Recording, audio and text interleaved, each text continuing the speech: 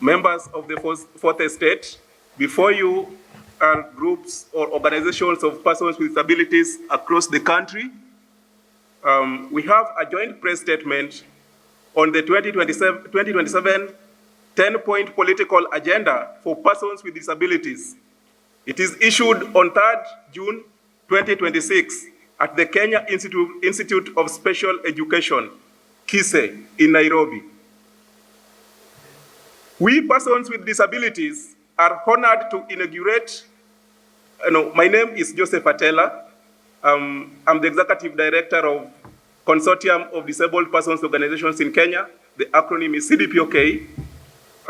The organization works for and of persons with disabilities.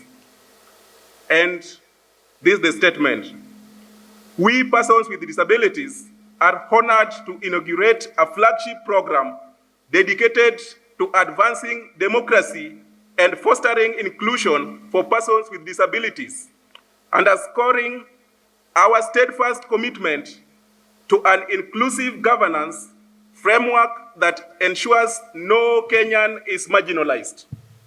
Here is our 10-point agenda. Agenda number 1. Despite sustained efforts, we remain among the most marginalized groups in political and civic space due to structural, institutional, and attitudinal barriers such as inaccessible polling stations, limited civic education materials in accessible formats, communication challenges, and societal stigma. Our agenda number 2.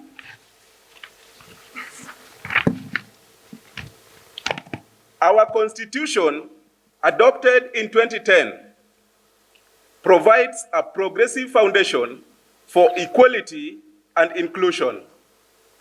Articles 27, 54, 99, and 100 affirm the rights of persons with disabilities to equality, non-discrimination, dignity, education, communication, and political participation, mandating Parliament to enact legislation promoting our representation. We hereby demand the full implementation of these articles,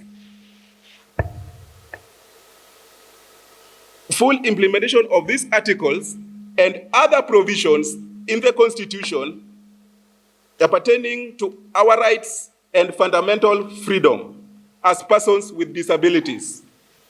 PWD SOE. My name is Dr. Samuel Kabui.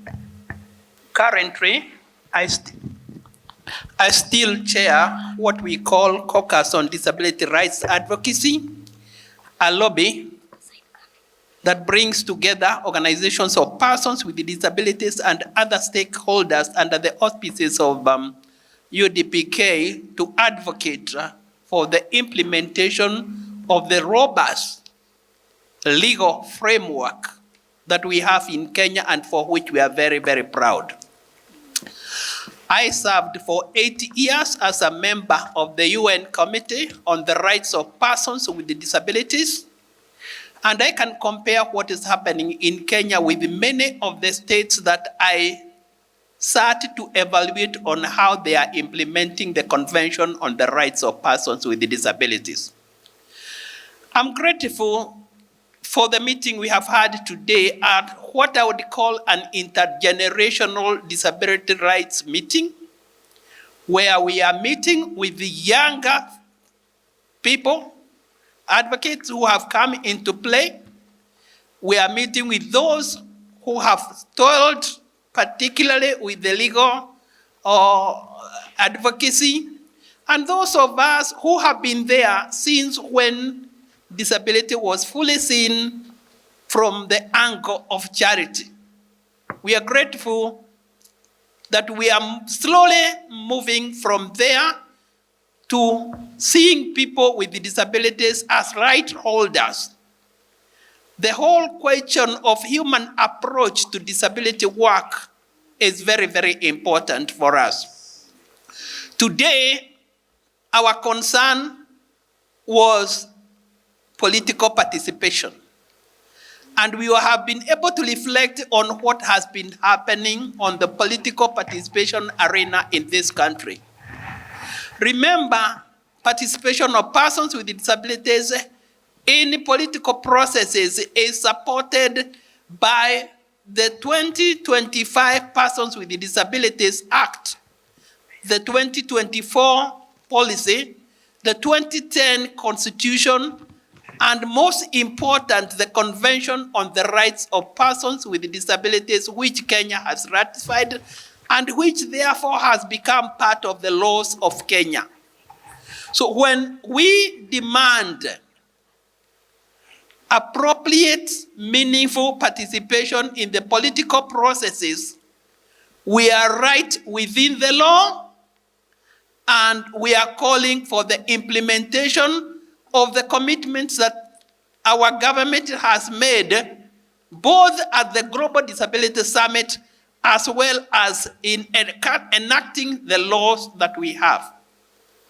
So today we identified a number of things that need to lead to the 2027 elections.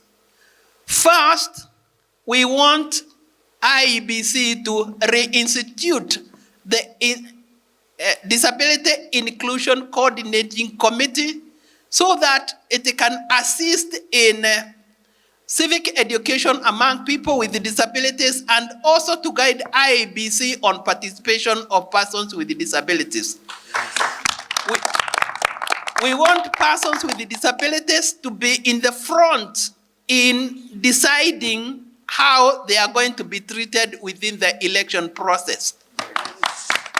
The second thing that we have reflected on is the participation of persons with disabilities in the political parties. We know and we understand that a number of us people with disabilities have not fully participated in political parties. There may be many reasons for that, but even those who have participated, we have failed to be adequately recognized. We do have disability lobbies, particularly in the major parties like ODM, like UDA, and we want to see those lobbies recognized and given access to the highest authority in the parties so that they can express their position on how they would like to see governance in this country.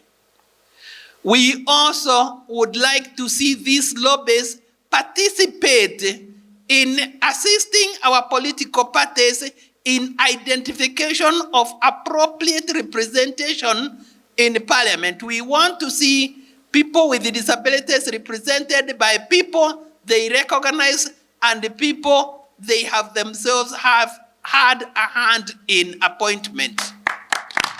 So, and we say this fully aware that entry into political place must be through political parties. So people with disabilities must be members of political parties, and when we are there and we have formed these political disability lobbies, we want those lobbies to be recognized and to be given their rightful place and to be allowed to have a say in the nomination of disability representatives. And we are talking about this in regard to representation at the Parliament and at the county assemblies, where we have had quite a bit of a problem with more than 20 counties failing to have nominated persons with disabilities in the last elections. We are aware that there are legal handles on some of these things. For instance, the IEBC is not allowed to tamper with the political party list, and even if the list is narrowing down, putting people with disabilities on the last point, number 8 and 7, the IEBC is not able to do anything about that. We want in the legal amendment to ensure that there is a way to ensure that people with disabilities are properly represented both at the National Assembly and at the county levels, as is the case in the Senate, where we have always had two people, a man and a woman, represent people with disabilities. We are also calling for all the players in this area to involve persons with disabilities in deciding, accessibility in voting, accessibility in the campaign, accessibility in being able to stand for elections and to be elected. These are some of the things that we have been discussing today, and we look forward to more interaction with the Office of the Political Parties Registration, with IEBC, and with all other stakeholders in this field, so that as we prepare for 2027 elections, persons with disabilities have a voice and a place. So we call for open doors in all these offices as we knock. We continue to knock in our advocacy work. And remember, even in our knocking, we are supported by the robust legal framework that we enjoy in this country. Thank you very much. My name is Honorable Bridget Songok, Special Elect, representing people with disability in Nandi County. I am the founder of Warembo na Disability Society of Kenya. I am the founder of Club Food Society, as we are celebrating today the Club Food Society of Kenya. I'm here to state, number 9, we call for all of the society approach, WASA, in eliminating stigma and discrimination. We further call for economic empowerment and full participation at all levels of society. This is not charity, it is justice, dignity, and respect for us all. We urge civil society organization, the private sector, and communities to collaborate in implementing these policies and programs. Walemavu oye! In conclusion, we here make the following in reducible minimum as our 2027 agenda. Yes. Number 1, appointment of more persons with disability into key leadership positions, including cabinet secretaries, principal secretaries, to ensure our voice is represented at the highest level of decision making. Number 2, accurate and up-to-date data collection on persons with disability to improve planning and budget, addressing gaps identified in 2019 census. 3, reservation of 5% employment opportunities for persons with disability across all levels of government and public institutions. Number 4, enhance financial support through expand ASOLA Fund, Nyota grants, and other business programs, specifically targeted at people with disability-owned enterprises. Number 5, full implementation of the policies and act caregivers support, including tax reveals for parents and caregivers of children with disability. Oh yeah? Number 6, strengthening the political representation of people with disability by ensuring that we have at least 2 members of county assemblies, MCAs, in every county, male and female. 4 members of National Assembly, 2 male and female, a cabinet secretary, 4 principal secretaries, and 4 ambassadors, among other positions. It is sad to know that since independence, no people with disability has ever been appointed to a cabinet position. Yes. Walemavu oye? Yes. At the county level, we demand at least one county executive committee member, yes, CCM, 2 chief officers, and a director who shall be specifically charged with disability programs. Yes. Increase funding and support for disability in sports, addressing the financial challenges faced by para-athletics in training, equipment, acquisition, and participation in international competition. IEBC Disability Inclusion Committee to be reinstated in order to help coordinate electoral process in respect to people with disability agendas. Amendments of Political Parties Act and the IBC Act to stipulate how people with disability shall be included in the electoral process. Yes. Walemavu oye? Oye. Proper recognition of disability lobbies, leagues in political parties in order to be meaningful, involved in decision making, including the process of nomination of the representative of person with disability at both national and county levels. And I'm concluding by saying, together we can build a Kenya that truly reflects our constitutional values, a nation where every voice counts, every person is empowered, and no one is left behind. Yes. Walemavu oye? Walemavu power. Power. Further, assistive technologies must be fully integrated, coupled with laws to combat discriminatory language, cyberbullying, and body shaming. Yes.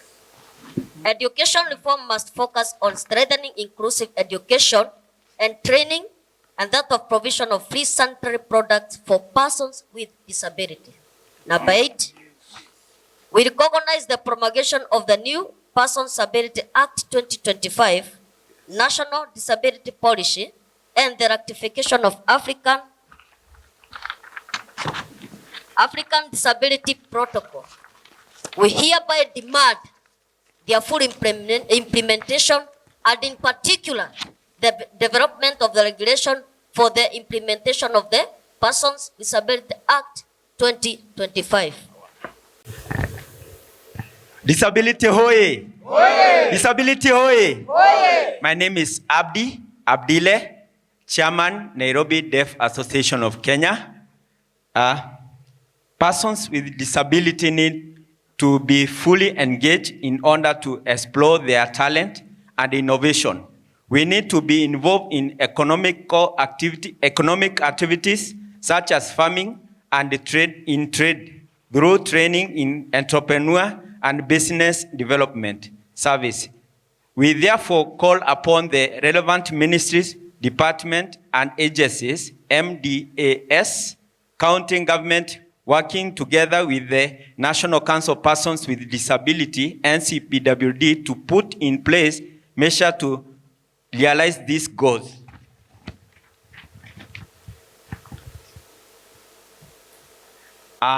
We demand inclusion in financial sector, establishment of disability pillar fund and national circles for affordable loans. In addition, we call for issuance of free business permit for trade with disability without harassment, reduction of exercise duty and automatic tax exemption for registered persons with disability. Moreover, language adoption with behavioral reform and paramount inclusion of provision of sign language interpreters in public institutions. Thank you. My name is Carol Ngugi Jambi, and I'm the PWD youth representative, and the Agenda 3 states as below. Building on this, we recognize the Kenya Kwanza Disability Economic Charter, a working document developed through extensive consultation with persons with disabilities, organization, and stakeholders nationwide. However, it has not been fully actualized. We hereby demand a full implementation as a part of better agenda. Yes. Agenda 3, it states as below, we demand a full involvement with all economic development programs in order to ensure accessible building, free ascensive devices and services, and an improved transport and the built environment for ease for access by person with disability. Yes. Disability power. Comrades, oye? Oye. Walemavu. Oh, And in conclusion, we say, nothing without us.